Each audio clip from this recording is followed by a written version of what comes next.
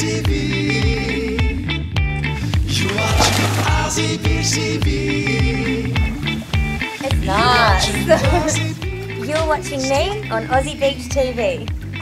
The hottest girls you ever see.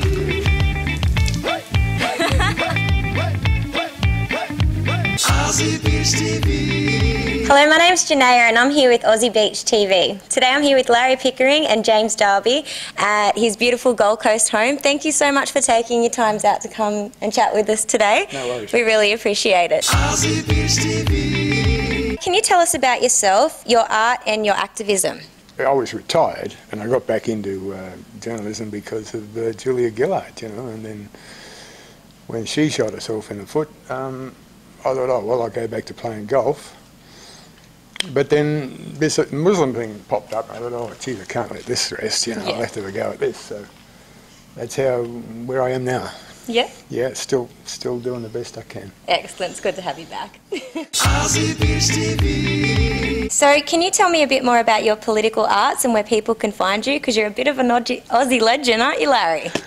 Well, I don't know about that, but no, I've got a blog. There's a few 100,000 people following me, so yeah, I'm enjoying it. But no, I just do cartoons on the political thing and do a couple of stories a day.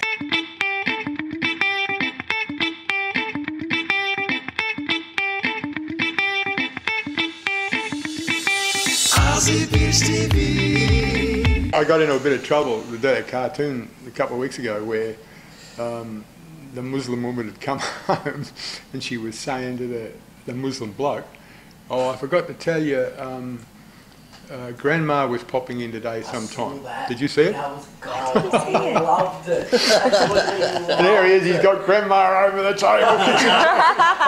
and he's heard his missus say that and he's gone, I saw that. what? I saw that. Is that your cartoon, is it?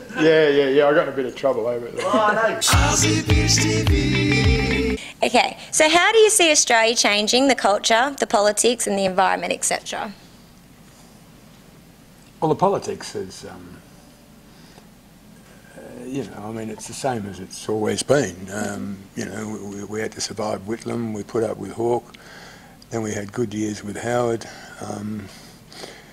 Now I'm really concerned. Yeah. I mean, I don't think it's very good at all. We haven't got much in the opposition right now, and Abbott seems to be letting us down. Aussie Beach TV. And do you think that Tony Abbott is doing the best for the people?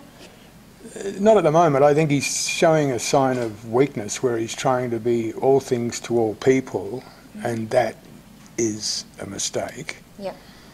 You can't do that. You've got to stay true to the people that put you there, and if you don't, you're going to lose them, and you've already lost the others anyway. Yeah, that's right. So it's a suicidal path to take, and I fear that Tony Abbott's taking that path, which is a shame. I mean, you've got, at the moment, there's a huge vacuum in politics right now because you've got the Labor Party, which people get disenchanted with the Labor Party, they can move to the Greens. Yep. People get disenchanted with the Liberal Party or the coalition. Where do they move? There's no one there. Yeah. There's a big vacant space that a lot of people are looking to fill at the next election. So we should be very careful about what's about to happen. Aussie Beach TV. What do you think about the news on Pauline Hanson this week that she's thrown a hat back into everything and she's running again? Yeah, it wasn't much of a surprise, really. I mean, Pauline Hanson, you know, she's got a bit of baggage there. But that's typical of what I was saying before, that gap. She filled that right-wing gap before where people disenchanted with the Liberal Party could move to. Yep. But the problem was that the Liberal Party or the coalition saw her as a threat, and basically they put her in jail. Yeah. And she was, of course, she was allowed out after a while. I think she was only in there a few months, 5 months or something. But that's the danger in politics, you know, unless you've got those 4 units where people can move to. Yeah.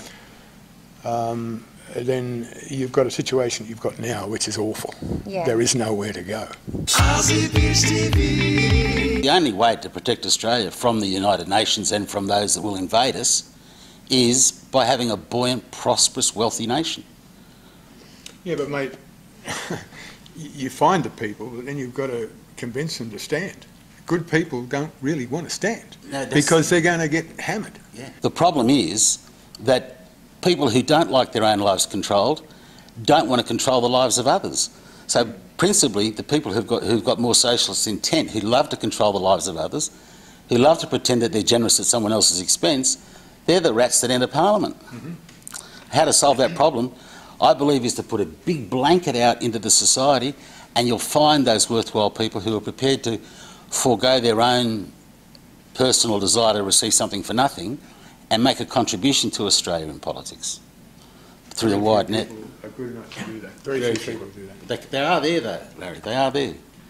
You're there, and there's people... I'm not standing. You're not standing. Well, mate, I can do more where I am, you know. Yeah, of course. There'll be people that watch you, that'll see you, that could come forward. I hope so. I mean, it'd be lovely to see good people. Wouldn't it? Yeah. But those people realise that they are going to be slaughtered by the major parties at any election. No matter how good they are. The more threat they are, the more they get slaughtered. Exactly.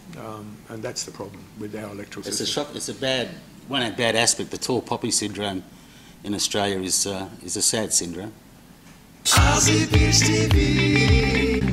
You're watching me and Team Australia on Aussie Beach TV.